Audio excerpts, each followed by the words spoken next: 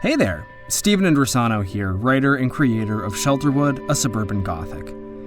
If you enjoy the show and would like access to early and ad-free listening, please consider joining our Patreon community. Thank you for listening, and enjoy the show.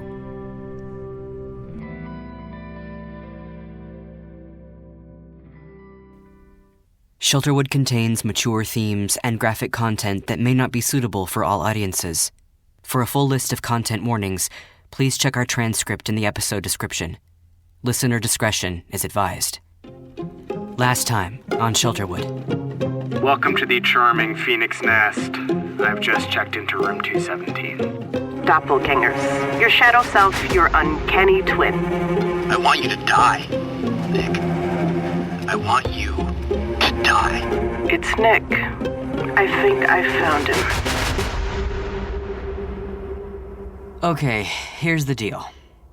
I know we left you on a major cliffhanger, and we will get back to it, I promise. But first, a major reveal. Up until now, we've been intentionally interweaving my investigation, including befriending Monica, as if it mapped out pretty evenly with Nick's time in Shelterwood. But that is far, far from the truth. Allow us to show our hand for a moment. We have a lot of loose ends to tie up. Monica? Right. Let's get to it. The issue at hand is time. So, we're going to start at the beginning. On October 16th, 2021, 11 years nearly to the day after Sadie DeRoso went missing, Nick discovered Shelterwood. It's like... Okay, I'm on a hill, I think, because I'm looking out, or down maybe, on houses. Houses and streets, hundreds, no, thousands of them, and then there's a tower of some sort in the middle, way far off. After 12 hours for Solomon and around 36 for Nicholas, Nick managed to come home. The date was now October 17th, 2021.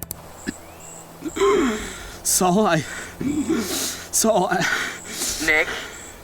Nick, what's going on? I don't feel it right.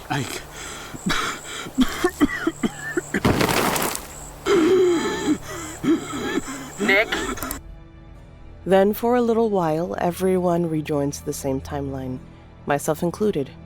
I met Nick and Solomon on December 11th that same year. Did Solomon tell you that I lost my sister to this place? Yes. It ruined my life. I miss her so much. Every day, I would do anything to see her again. Anything. Do you think I don't know that? That I don't understand? Later that day, we got into our big fight. It spurred Nick to leave early, and he ended up in the woods. Anyway, I'm looking at an old rusted sign that reads, "Warning, wilderness ahead, stay on path." And then, underneath that, someone made a cheap wooden sign with an arrow pointing forward, and that one reads, "Shelterwood." Plus there's like a child's drawing of a smiley face on it. This is where things diverge again. The difference between when Nick is and when we are gets progressively out of sync. You may recall a series of voicemails that Solomon left.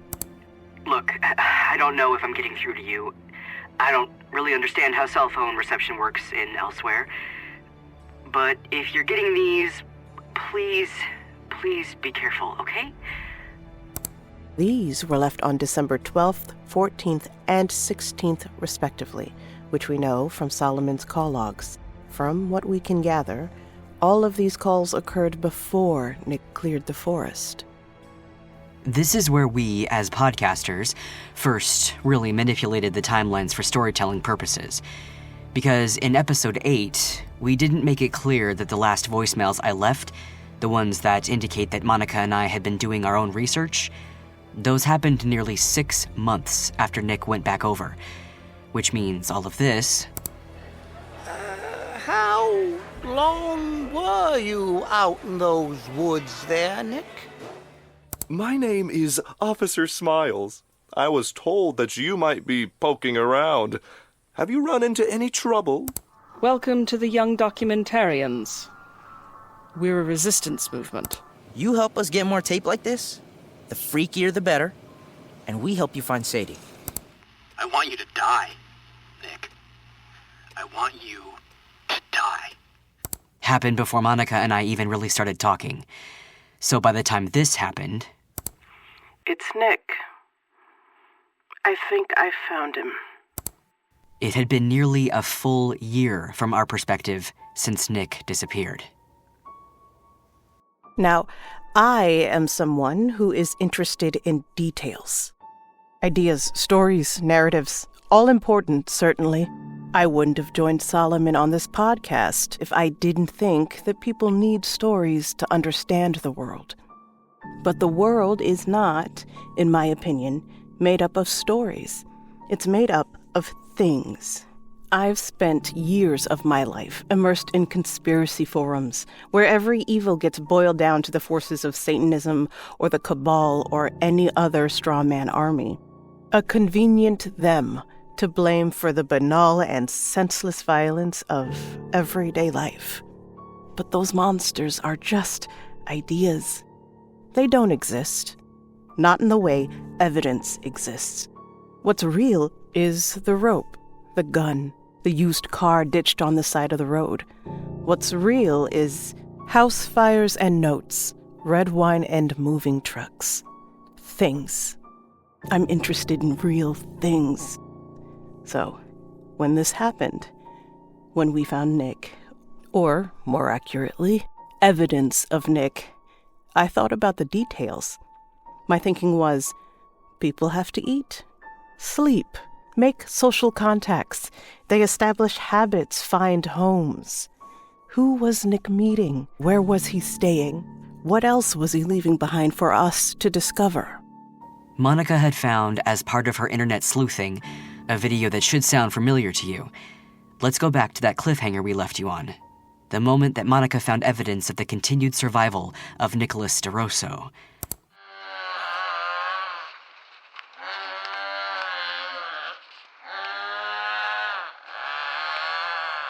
Oh, Jesus. Solomon? The house is... That's him, right? Shut up a sec. Oh, Jesus. Solomon? The house... Solomon? Solomon? It's him, right? Yes. Watch it through to the end. Solomon? The house is throwing a temper tantrum. Oh, God. Oh, God. No. He's not gonna die, is he? Just watch.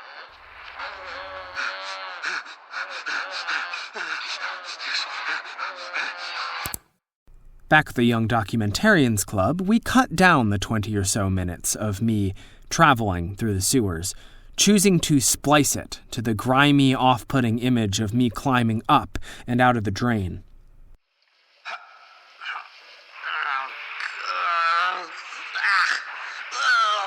Fucking spiders. Shit. Oh, God. Okay.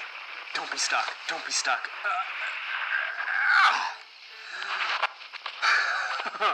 Oh, look.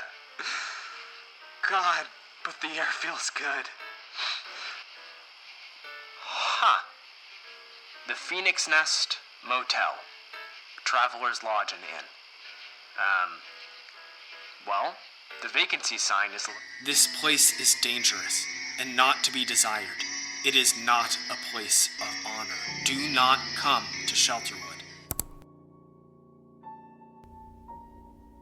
Holy shit! I know. So, listen. This opens up a large number of avenues for exploration. First, I think it bears considering how this video was produced. I don't mean that I think it's a hoax. I think outside skeptics would write it off, but anyways, it has the same branding as some of the others, the upside-down house in the eye, and those warnings at the end. So, maybe he joined that group. whoever they are, which means he's making connections with others. Others we may be able to contact in the future. Also... I need a minute.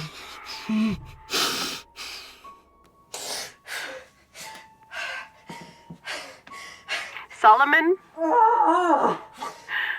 Solomon! Oh, Jesus.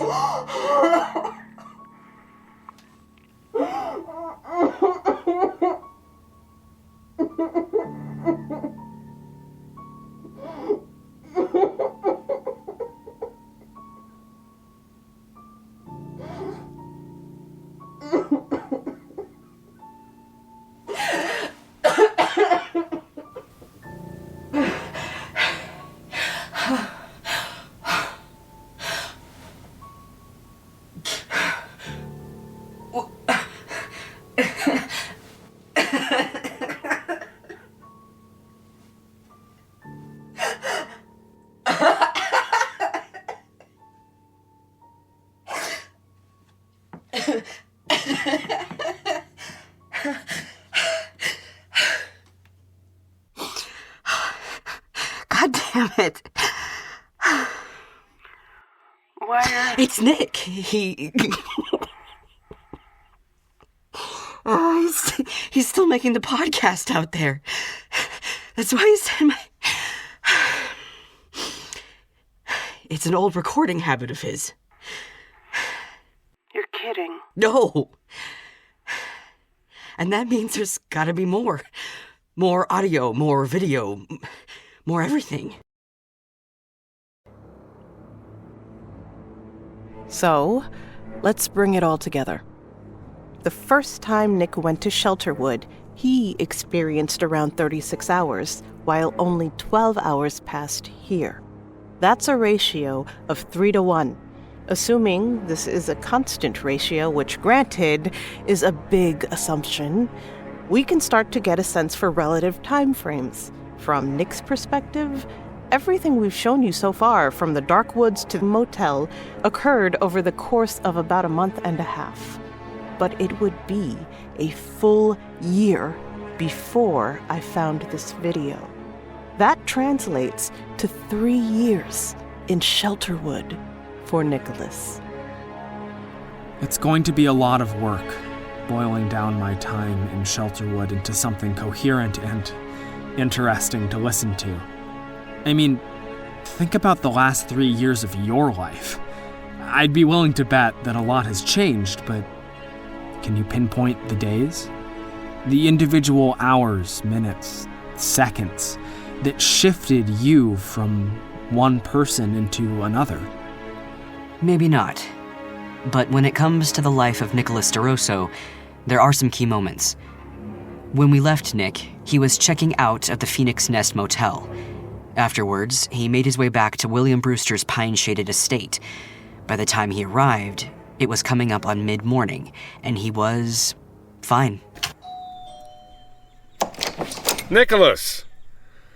Oh, thank heavens. It's good to see you too. Where have you been? When I awoke, you were gone. I'd anticipated a drive around town with you today to continue your search for Sadie, but what happened? Where did you go? Yeah, sorry about that. I couldn't sleep, so I decided to go for a walk, and I ended up pretty far from home. Actually, I saw some stuff I'd love to ask you about later, if that's all right. But anyways, I stayed overnight at the Phoenix Nest Motel? The Phoenix Nest Motel? That's, Mr. DeRoso, I should ask, are you feeling well? Yeah? Why? Is there something I should know? No, not at all. It's just that, well, the Phoenix Nest Motel, it has a certain, how shall I put this, reputation. Oh, as in like, Go, goodness, no. No, the Homeowners Association would never tolerate a brothel in Shelterwood. No. All I mean to say is that the Phoenix Nest Motel has been somewhat poorly managed in the past. There have been reports of crimes occurring there, especially regarding visitors to our community. Nothing we've been able to ascertain for certain, of course, but it is considered to be, well, I dare say it has a reputation of being unsafe. People who check out are often quite hurt. So I must ask, are you Nick? Sorry, what? Hurt. Are you hurt, Nick? Oh, no, yeah, I'm fine. No, it seemed pretty nice there, actually, if not a little dated. No, I slept like a baby.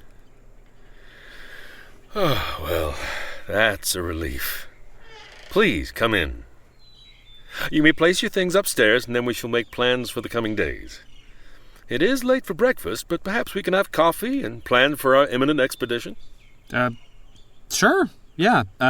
Give me a few minutes to change. Take your time. I'm just glad to see you're well. This is one of those moments where something shifts, and where we'll zoom out the camera a bit. Allow this day to represent the new life and times of Nicholas DeRoso, the blueprint for his remaining time under William Brewster's care. Most days, he'd start his mornings with coffee and breakfast with William.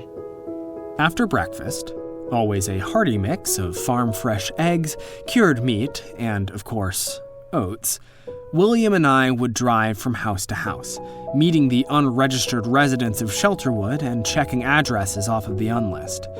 These were not just house calls for the sake of happening upon Sadie, although that was always on my mind, but rather a random sample of the kinds of people she may have interacted with. Many were gracious enough to sit for an interview. Hello? Hello, Doreen.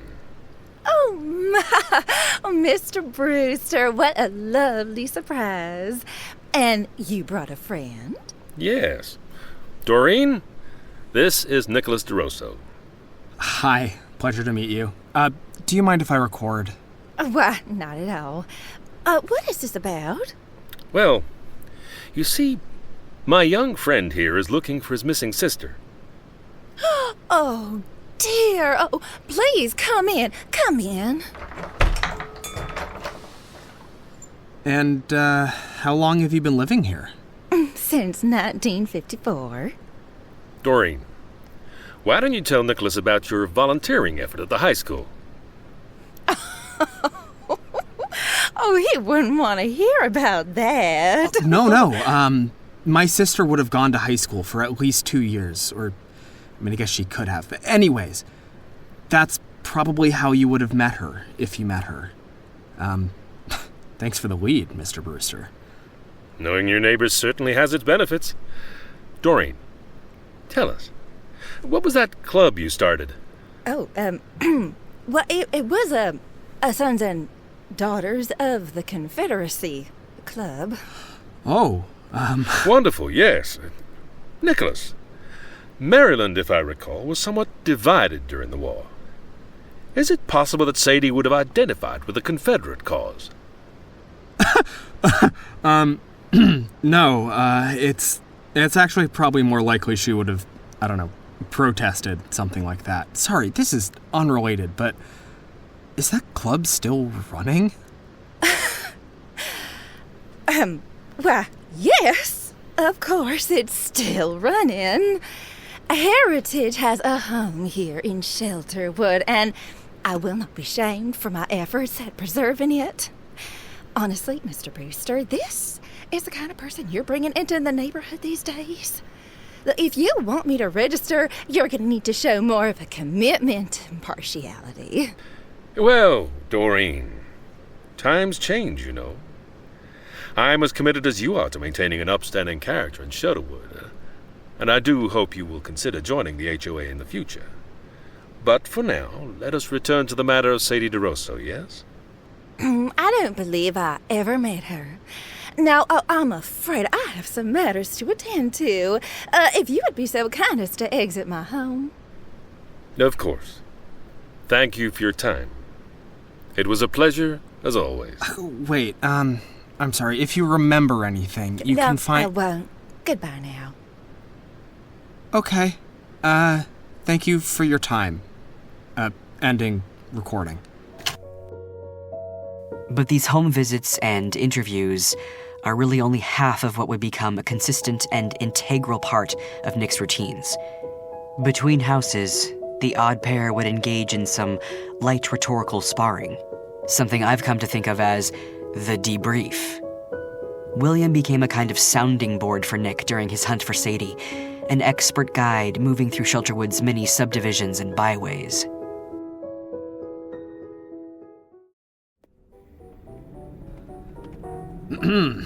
So, the sons and daughters of the Confederacy, huh? Shelterwood contains residents from a wide range of time periods, representing a wide range of political philosophies.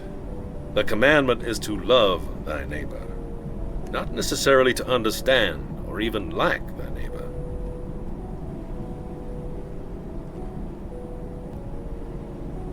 You're not a fan of Doreen, are you? My uncle fought on the side of the Union for the state of Illinois. He died in the Battle of Nashville, although history has long since relegated that siege as a rousing success, the final nail in the coffin for Tennessee's military involvement. Tell me, Nicholas, you're from the 21st century. Has the South risen again? No, but they are still trying. Pity. Perhaps next year.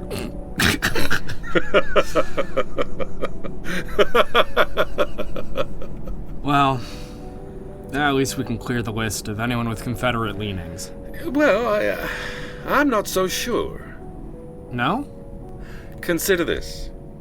You have described Sadie as strong-willed and brave, combative even. If your sister is politically active as you indicate, we may have luck speaking to those with whom she would vehemently disagree. Our rivals do tend to leave an impression, no? Huh. You know what? I buy that. How many closet Confederates do you have here, anyway? It is an exceedingly large neighborhood, Nicholas. Worry not. The Homeowners Association will not be seceding from the Union anytime soon. At least, not under my watch.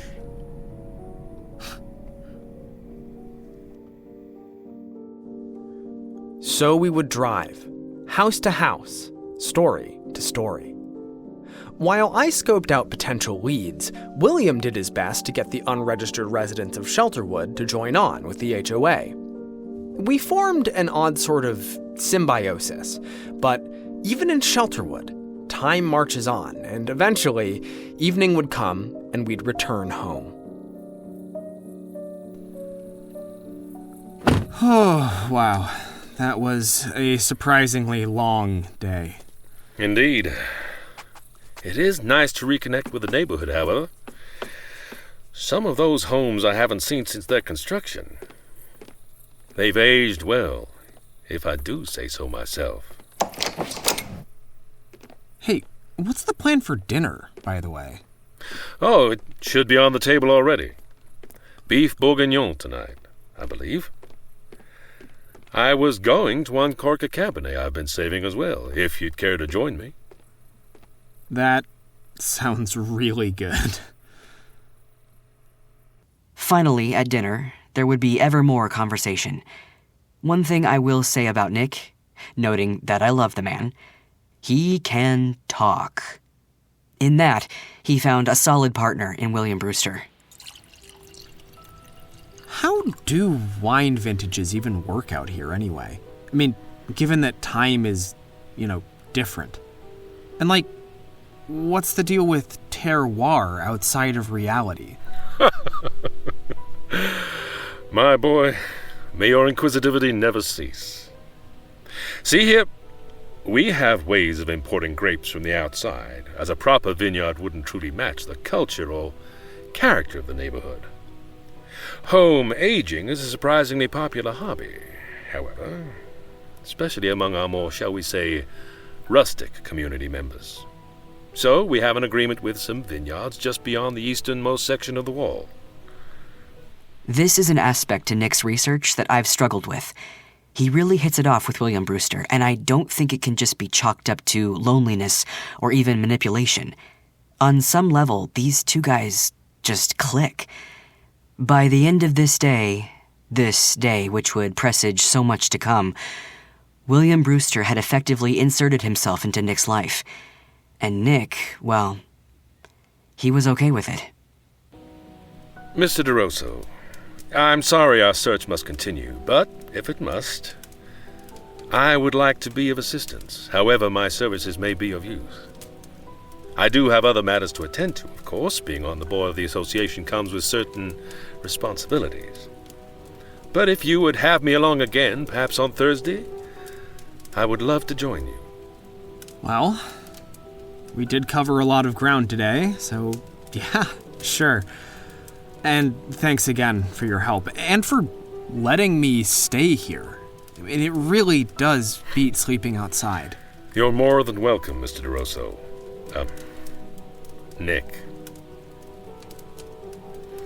Now then, I'm an old man, and feel the need to retire to my chambers. If you decide to go on another of your legendary sojourns tonight, please be sure to return before you collapse from exhaustion. Or feel the urge to check into a temporary domicile, yes? Yeah, you got it, boss. Good night, then. Help yourself to more wine or liquor if you'd like. I recommend a brandy on the porch. Soothes the nerves, you know. I will keep that in mind. I'll see you tomorrow. See you then.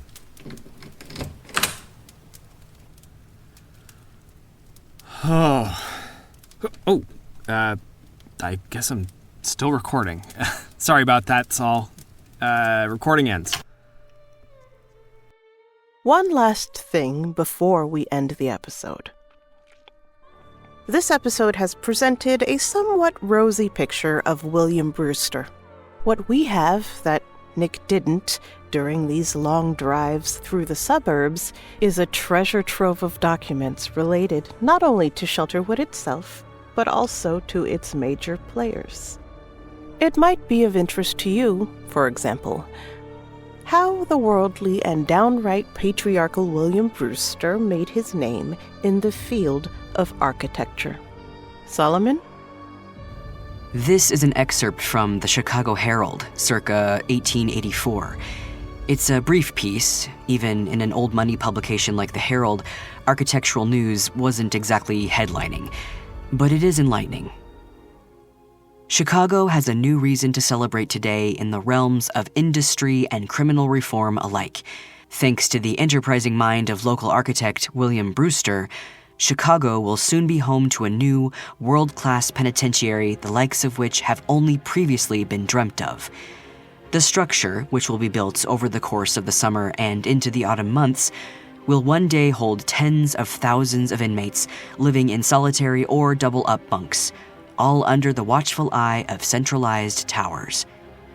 The concept, Brewer has said, was inspired by previous radical prison designs, such as that seen in Pennsylvania's Eastern State Penitentiary. In Brewster's words, the moral and philosophical concept of the panopticon has long fascinated those working in carceral architecture. I am simply the first to extend these concepts to the dual realms of social and industrial life in prison. Under Brewster's design, prisoners will transition through a series of radial spaces throughout the day. As in previous designs, inmates will eat and sleep in rooms which are visible to a warden at all times. However, Brewster has also drafted plans to build radial workhouses and recreational areas as well, wherein each inmate can be separated from their peers, spectated, and improved upon throughout their sentence. He has suggested that the industry of meatpacking in particular may be amenable to this arrangement, promising to increase production and decrease the cost to our common populace. His breathtaking design is, as he has said, a monument to the warden, who represents the bright future of our great city. Here's a few details we unearthed about the prison that Brewster designed. 1. At the peak of its use, the prison held around 35,000 people. 2. Throughout its life, it saw some of the highest rates of suicide for any state-run prison across the United States, due in no small part to the pressure of constant surveillance combined with continual isolation. And 3. It was the construction of this prison that elevated Brewster to his visionary status, and remains his most recognizable and controversial work to this day. That is, of course, unless you count Shelterwood. Next time on Shelterwood, The Other Life of Nicholas DeRoso. That is good brandy. Shelterwood, a Suburban Gothic, was written and produced by Stephen Indrisano and Indrisano Audio, LLC. This episode featured Stephen Indrisano as Nicholas DeRoso, Sam Stark as Solomon Crockett, Nhea Durousseau as Monica Mandeville, Ray O'Hare as John Leslie, Alan Boudreaux as Officer Smiles, Sarah Griffin as Professor Jillian Rhys, Christian Cruz as Adam Smith, Karim Kronfli as William Brewster, Ariel Hack as Doreen. Directed by Sivan Raz and Madeleine Regina. Theme composition by Ali Hylton. Dialogue editing by Sam Stark. Sound design by Brad Colbrook. Additional music by Monument Studios. Transcripts by Rook Mogavero. Production by Emma Puranen. Special thanks as well to our executive funding producers, Cam Collins and the Fellowship of the Breaking Dawn, a.k.a. the Vermont Party Association. Although some of the locations, people, and events in Shelterwood may seem real, worry not. This is a work of fiction. Thank you for listening. A Bloody FM production.